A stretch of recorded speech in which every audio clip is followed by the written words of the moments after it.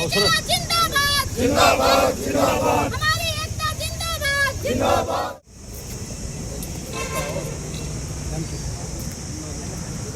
आरक्षण नीति लागू करो, लागू करो, लागू करो, आरक्षण नीति लागू करो, लागू करो, लागू करो, आरक्षण नीति लागू करो, लागू करो, लागू करो, आवाज दो हमें।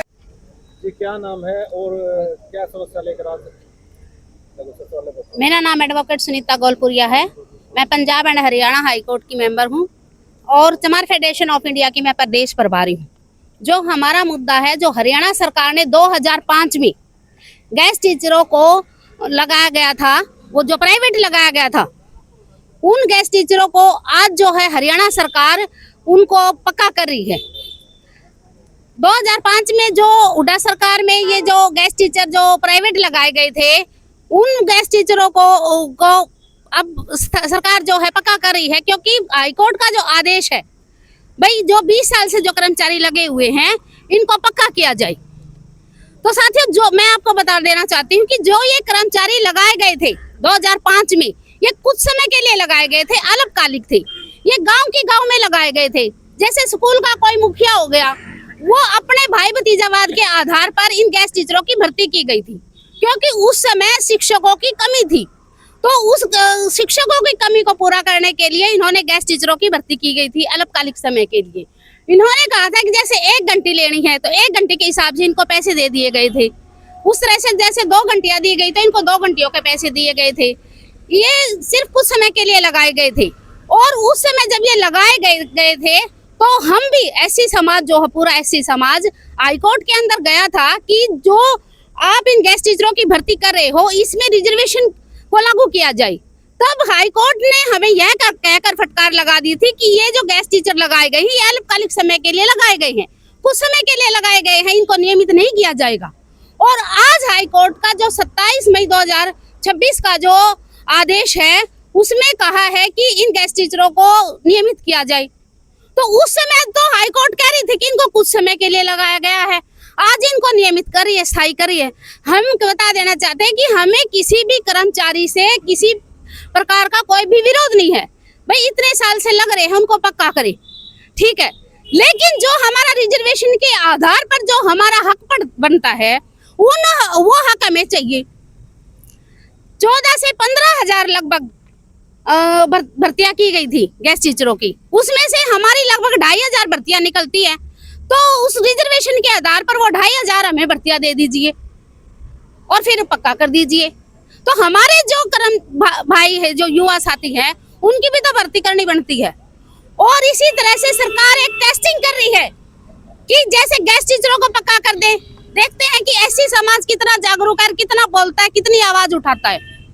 उसके बाद सरकार जो है एनएचएम के जो अधिकारी है उनको भी पक्का करेगी। उसके बाद जो एचआरएन के अधिकारी हैं जो 1.5 लाख हैं, उनको भी पक्का करेगी। और ये जो है प्राइवेट भर्तियां की गई हैं, इसमें रिजर्वेशन लागू नहीं है। तो लगभग 1,80,000 पदों पर जो है प्राइवेट भर्तियां सरकार ने की है।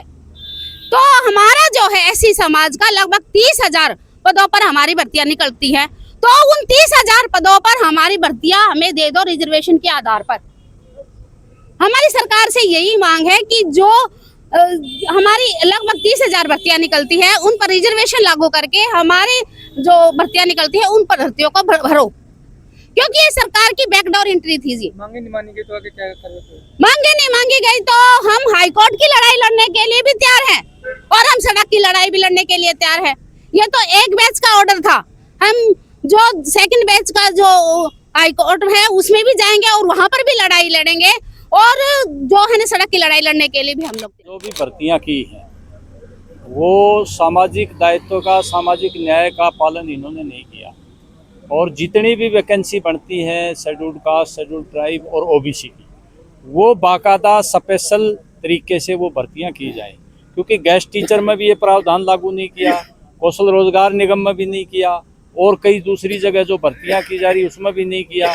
ये इन वर्गों के लिए अन्याय है। सामाजिक प्रतिबद्धता जो सरकार की है उसका पालन नहीं किया जा रहा। जो हमारी संवैधानिक दायित्व है, उस संवैधानिक दायित्व और समाज कल्याण और बराबरी के लिए उन वर्गों को भी मौका दिया जाना चाहिए। जितनी वैकेंसी इनकी बनती हैं वो स्पेशल ड्राइव करके उन वर्गों से भर्ती किया जाना चाहिए।